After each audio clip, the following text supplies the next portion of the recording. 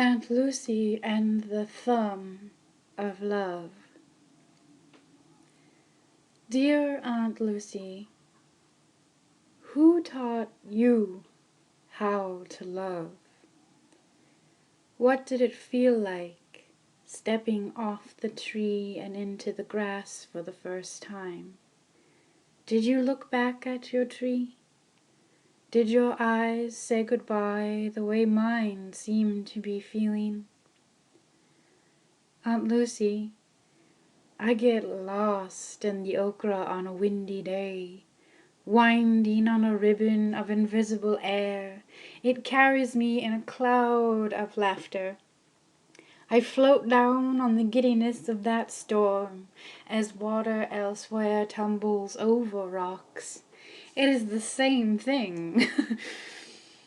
Amongst the okra, bending down, parting leaves and branches in slow motion, searching for their erect and horn-like fruits, I feel a strong urge to chew, and do so on a piece of stem for hours throughout my forage.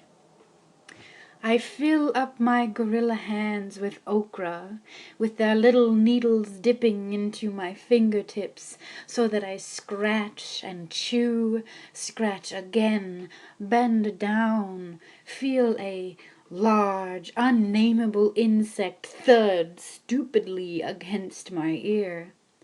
I am temporarily engorged with an icy terror of immeasurable magnitude, and it escapes me in a shrill, short, tiny squeal. Aunt Lucy, did you get along with the gorilla family? Did their laborious and endless and slow chewing ever bother you into a state of nonsensical, exasperated annoyance, to the point you wanted to change your own way of chewing? I enjoy the sound of the okra hitting the others I've gathered into the canvas bag.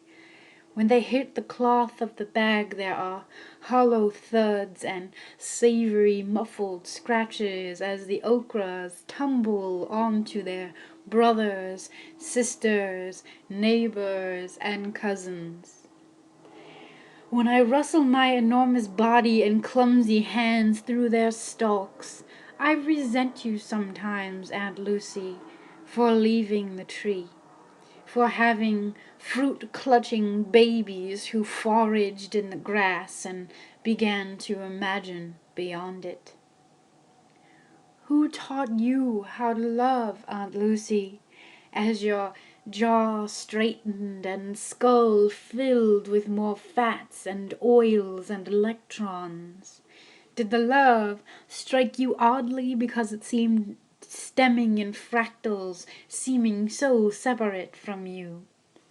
Were you perhaps anxious about the sudden presence of so many neighbors in your grotto? Did the gorillas live under you in that arbor city? Was their noisy eating and baby-making annoying? I'm supposing my question is evolving now, too. I see what happened to you on the full moons. It's painful to imagine. I'm sorry you had to grow through and into it. What was it like, Aunt Lucy, to anticipate the full moon and feel the bones in your thumbs at just perpendicular to the forefinger? To go out into the night and practice holding a dry stem, as I do now, this pen, and then by moon's waning feel the thumbs return parallel to the masses of other fingers? Was it as painful as when she, your cervix, dilated for your son to emerge? The question now comes to me. It's not who taught you how to love, but how did you learn the tools to use love? Is love the opposable thumb of the universe, Aunt Lucy? Good night.